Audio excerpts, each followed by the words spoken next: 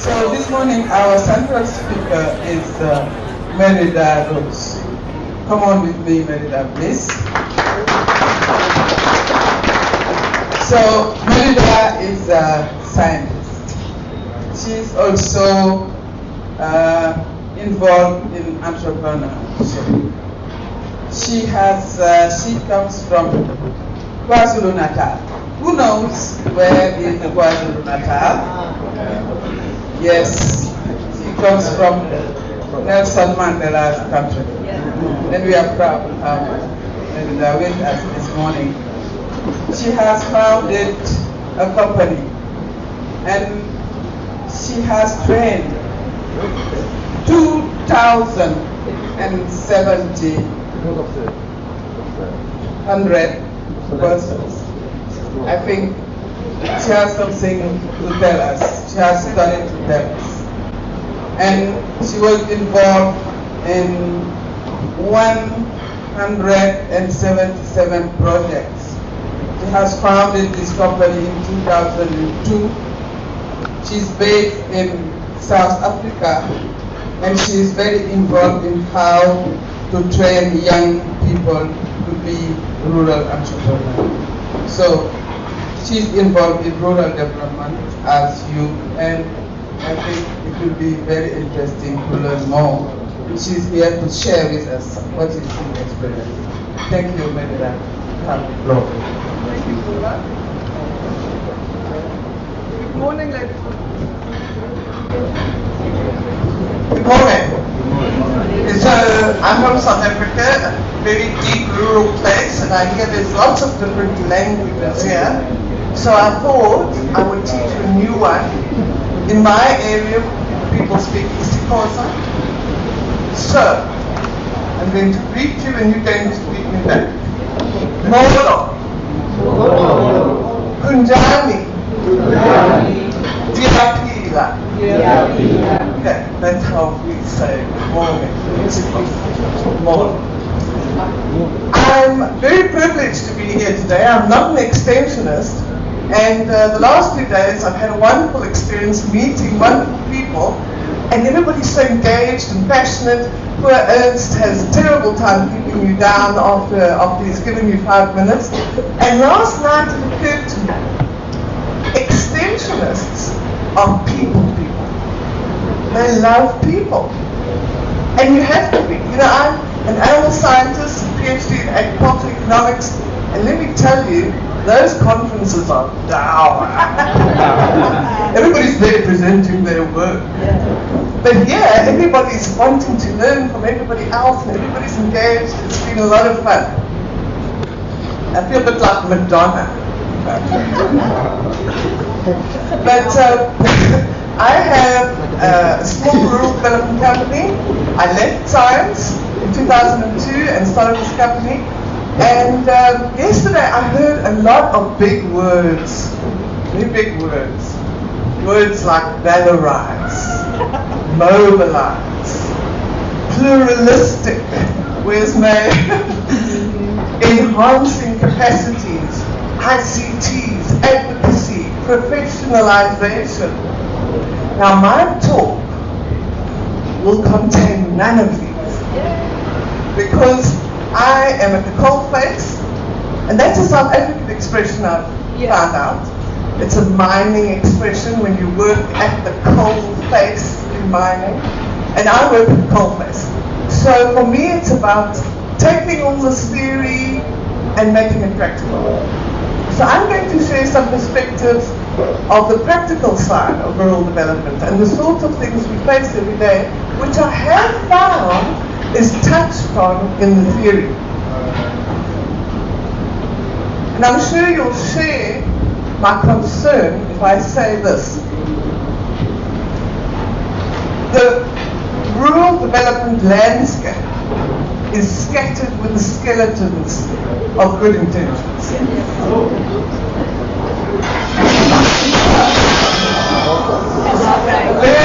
Very young, very good. Well-intentioned philanthropy, a lot of wasted funding. And if we analyze why this is so, and we've done that at some groups, we found that we have created and we are creating a generation of beggars at worst, or career project hoppers, as I like to call them, like job hoppers. They hop from one project to another. I'll give you an example. I was involved in a livestock initiative, facilitating this initiative, and during the lunch break I was particularly exacerbated. And I approached three ladies, we were having lunch, and I asked them, do rural development initiatives help you in any way? Are they of any benefit to you? Yes, said the first lady.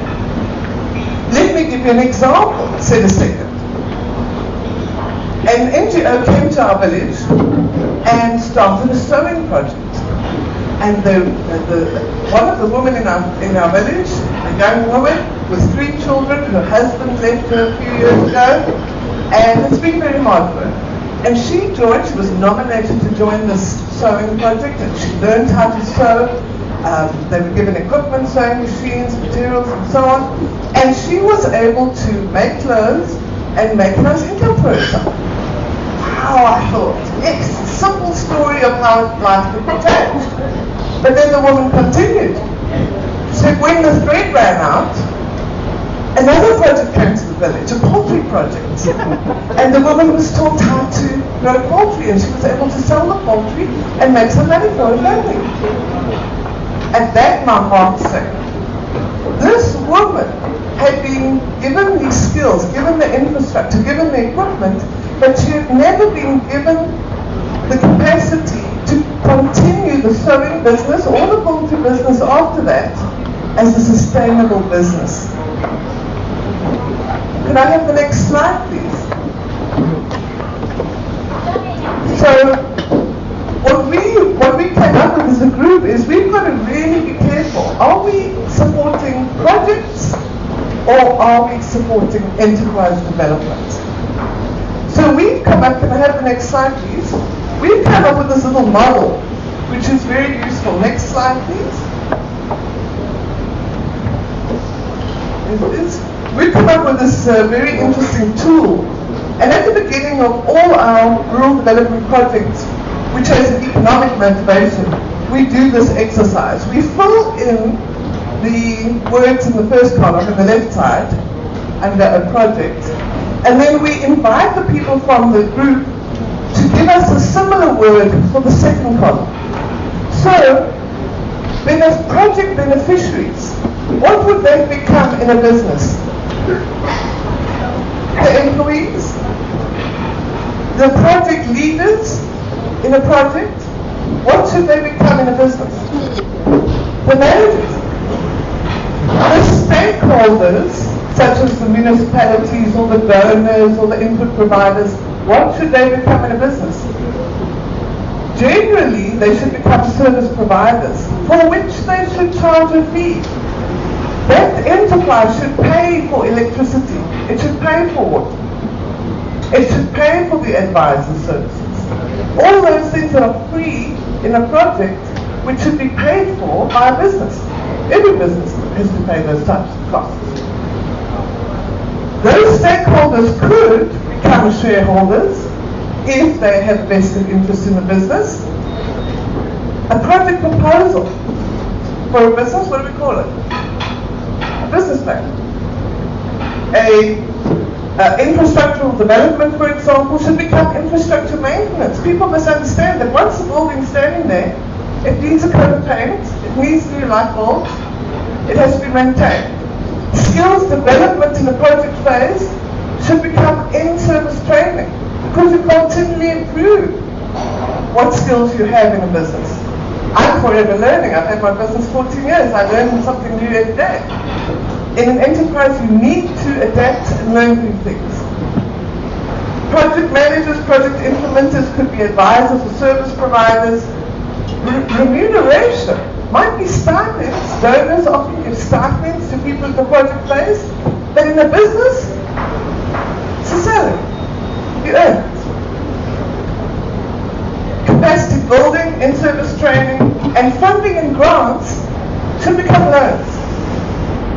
You should take a loan which you can pay back in a business. So this exercise is a useful tool when working with rural development beneficiaries. The donors and us as advisors must be very clear on the aim of a project or enterprise development when we start. And with this tool, we help people make sure that they understand where you're going with the project phase. We are going somewhere with this. There is an aim. We should not expect the project to sustain us indefinitely. We shouldn't be doing this if we cannot make money to sustain ourselves. We should stop and do something else. So for me, one task of a rural advisor, if we look at the title of the conference, the role of the rural advisor, is to help beneficiaries go from the left-hand side to the right-hand side of this table, to help them move in that way. And this is particularly the case with projects which have an economic motivation. And I use the word economic motivation very specifically because we all know that many rural advisory services do not have an economic motivation. They might have a social empowerment goal, or they might have an environmental sustainability goal, or they might have a health motivation. But we're here this week to talk about agripreneurship. And thus we need to be very clear that the projects we're involved with should have an economic motivation. And when we talk about sustainability of an enterprise, we have to get down to the nitty-gritty, which means we must start using the word profit. Now the word profit we're a bit uncomfortable with, because profit often in the NGO sector, in the NPO sector, non-profit sector, conjures up images of globalization and big corporates and exploitation and extraction. But the fact of the matter is, we need to help agripreneurs make a profit. Because without a profit, you cannot pay salaries, you cannot buy new inputs, you cannot sustain yourself from one month to another. And it was very funny, I found a wonderful quote by a chap called Umamo, who I really want to meet one day, from 2003, where he joked, and he said people in the sector seem to think that African farmers are not like farmers and herders elsewhere in the world in it for the money. And African traders are benevolent creatures who are not like traders elsewhere in the world in it for the money. They are in it for the money. It's their livelihoods. So, in the pre-conference discussion, can I have the next slide please? There was some really interesting discussion on what is an agripreneur. And because I work a lot with entrepreneurship and provide entrepreneurship training, I found a really nice definition which I adapted for the agricultural scenario. So an agripreneur is an ambitious leader who owns and runs an agricultural business venture or enterprise, assuming significant accountability for the risks and rewards from it, instead of working for another business as an employee. The entrepreneur combines land, labor, and capital with a particular idea or skill in order to run his business and market new or particular goods and services. There are inherent risks and potential losses involved, and also an opportunity for greater profit should the idea see success. Definition of an agripreneur. Now, my PhD is in agricultural economics, so the next slide is extremely complex. Please forgive its complexity, very full slide. This is the basic tenet of agripreneurship. Income minus expenses equal profit. Very complex. Our job as rural advisory services is to increase the income side and to reduce the expenses side, so that the agripreneur can make more profit. Now, agripreneurs are very highly motivated. They're enthusiastic optimists. They are visionary. And they get very excited, just as we do, I found, about the income side of this equation. We think about all these marvelous ways to increase the income. New varieties, the tools needed, the market linkages. That's where we've been concentrating. Am I right? And we neglect that second word, the expenses side, the costs. Because the costs are the thing that make optimistic entrepreneurs lose heart. If the expenses, the costs are too high, it will cause an enthusiastic optimist to lose heart, to stop the enterprise and move back to the city. And we are neglecting that side.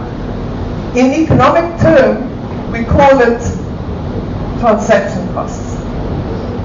And our job is to reduce those transaction costs. So what does transaction costs mean? It's not the cost of the inputs or the cost of tractor or anything like that. It is the effort required to allow a transaction to take place. And I like using this example. Cameroon is a big soccer country, so I'll use a soccer example. It's World Cup soccer time. And a group of friends in the village have decided to get together to listen to their team play the game. They're in semi-finals. They're all sitting huddled around the radio. There's no TV. And they listen to the game. And the game is getting heated. And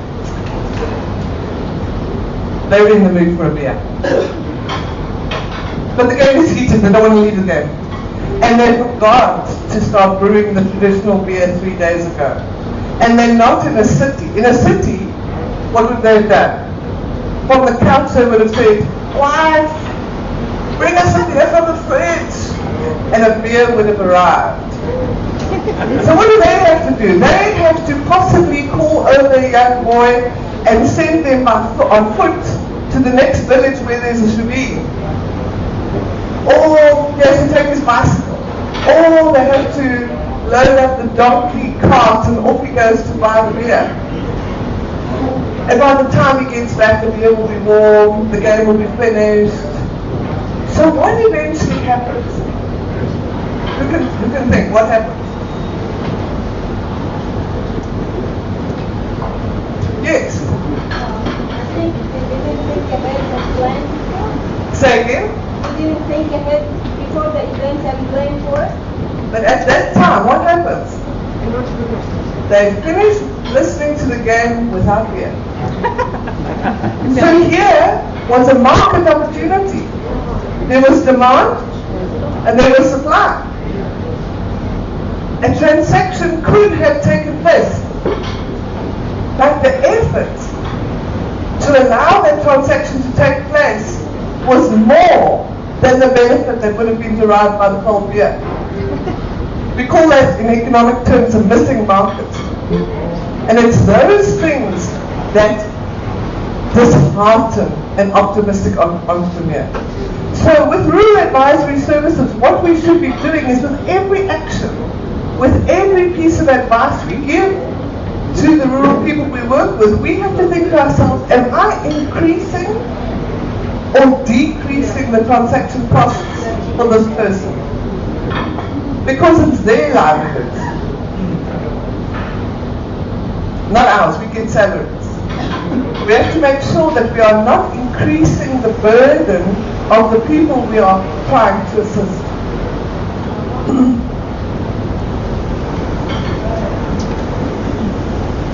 We found that institutional arrangements, new institutional arrangements, are a very useful way to reduce transaction costs. we were involved in a very interesting project in the Mthatha area of the Eastern Cape, where there was a disparate group of egg producers. And we were asked to come in and assist to make these units more profitable. And when we went to each of these units, we found that everything was actually great. The infrastructure was good, maybe needed a little bit of tweaking, a little bit of skills development could be brought in.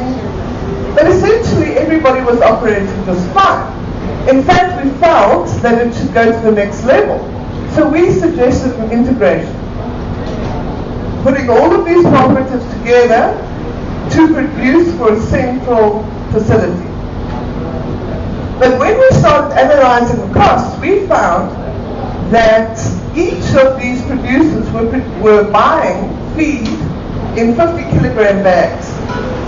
And it was costing them 350 rand for a 50 kilogram bag. The feed manufacturer had thought he was doing a favor, and he was.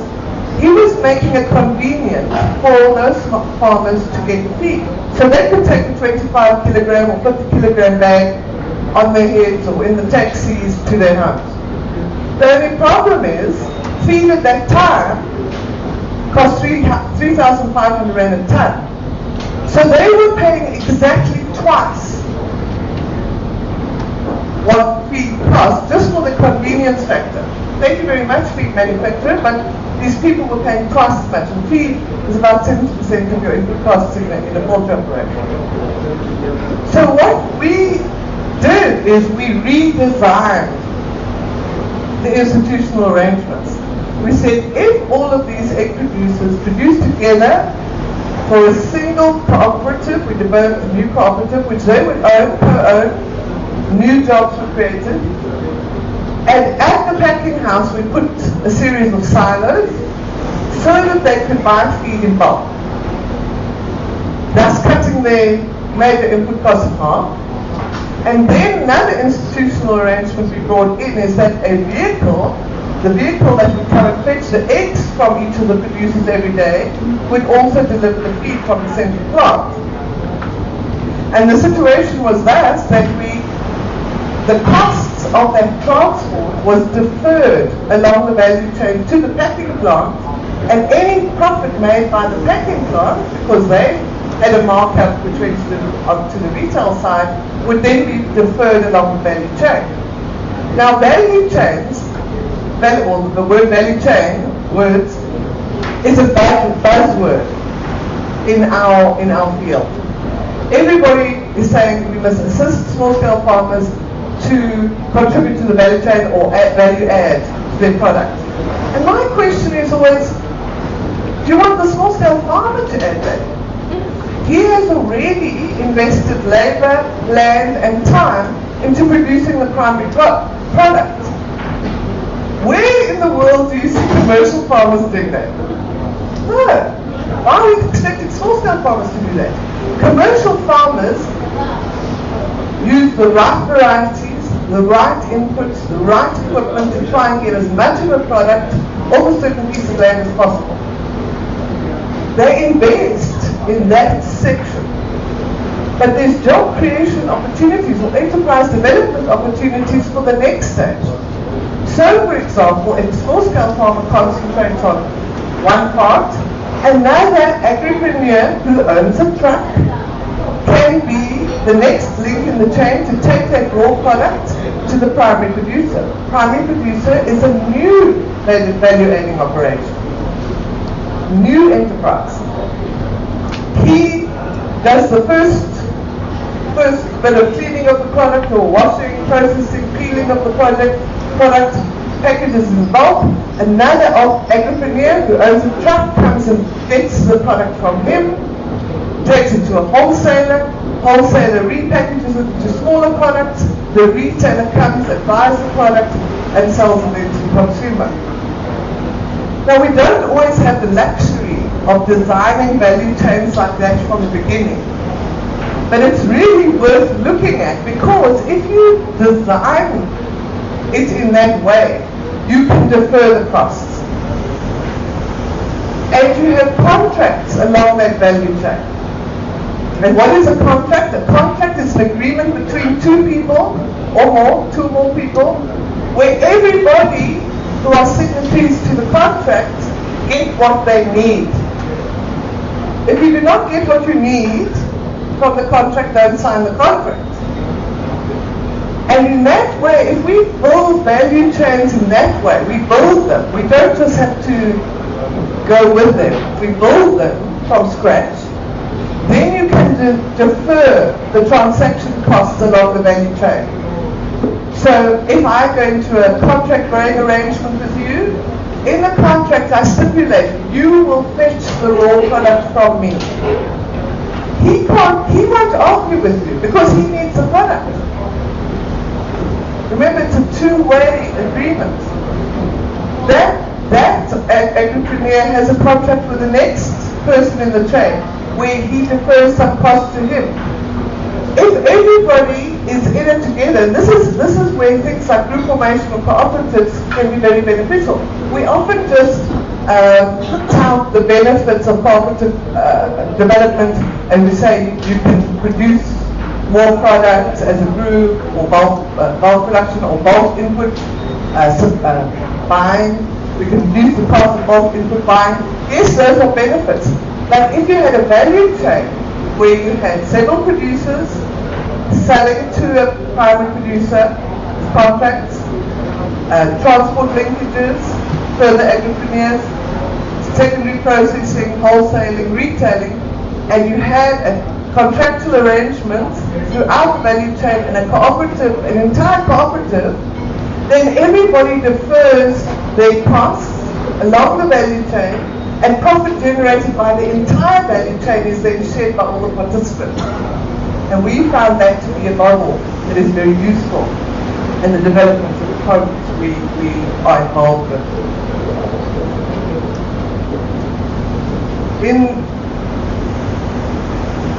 I was not the first choice for Keynote speaker. Like Robin Anderson could not make it this week. So what we decided to do is to get some inputs from Robin via video, and I'm going to introduce her now, and then we're going to play a short clip with some of the insights that she has. Robin Anderson is an international expert in agricultural and food policies. Her engagement reaches throughout the value chain, providing support in issues of management and strategic development to a broad range of clients, from farmers to food processors, research institutions to governments. Robin often represents organizations at the United Nations, bringing the voice of agriculture in multi-governmental processes. She distinguished herself in establishing the first private sector mechanism representing agribusiness at the UN Committee on World Food Security. So let's have a listen to some of Robin's insights.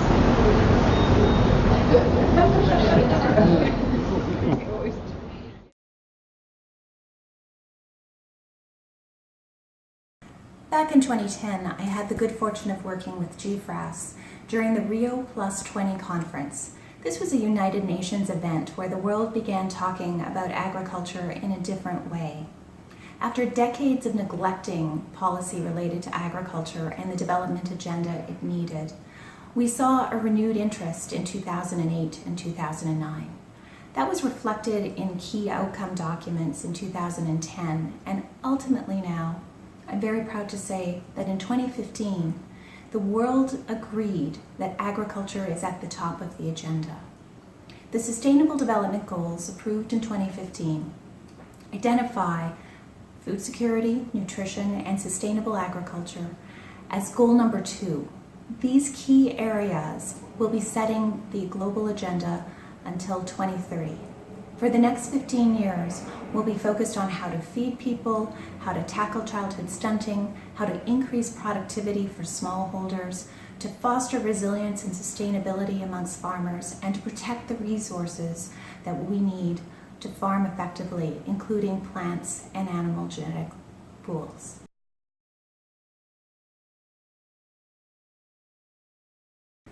These 5 key targets are an incredible opportunity to foster a agreement and action on agripreneurship, because agripreneurship is the key way to drive improvements in the quality of life in rural areas. Farming is a passionate livelihood. It is a livelihood that needs the opportunity to be fostered by new added business incentives. Open markets are essential. The opportunity for people to reach local and regional solutions as well as international markets is key.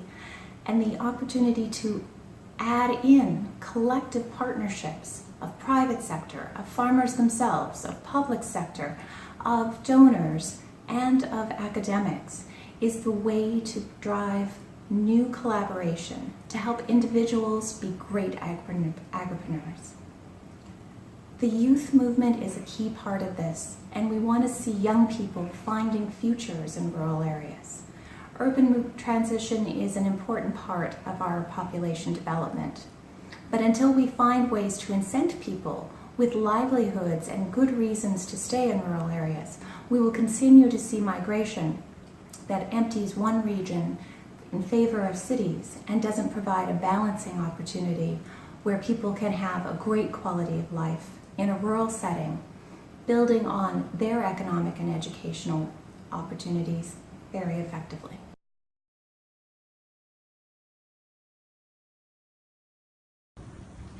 Every farm is like a business. It is a business. We tend to talk of farming like it is an engagement that is only a lifestyle. And having grown up on a farm, I know that it is definitely part of the spirit of farming to be passionate about it and to think of it as where you live. But it is also the way people make their living. So when we talk about agripreneurship, we are talking about how farms get better at being businesses, how every rural person can be engaged in enterprise. And that's why it's so important for us to think about the means to foster better skills amongst farmers. Rural advisory services are absolutely central. And as we're thinking about how to best plant a crop, how to best look after animals, we need to think too about the business skills that allow those farmers to be successful. First and foremost, we need literacy and numeracy training. Without those things, no farmer, no rural person can be empowered to be fully engaged in the commercial cycle. This is an important foundation that can affect agripreneurship around the world, and particularly in Africa. Rural services are often far too hard to get. Financial services are essential, but at the same time, it's the empowerment to be able to negotiate, to know whether or not you're profitable, and to be able to access value-added chains. And that in particular is my final thought about this. We need to find ways for farmers and the people in rural communities to find ways to add value to their product. Those products are so essential to delivering food, nutrition, and other benefits. They can be energy, it can be leather, it can be fibers. And the opportunity to store that product, to sell it when you're ready, to add a little value by first primary processing is the key to creating more jobs and better rural economies. We want to see agripreneurship expand and drive growth in Africa and around the world. Thank you.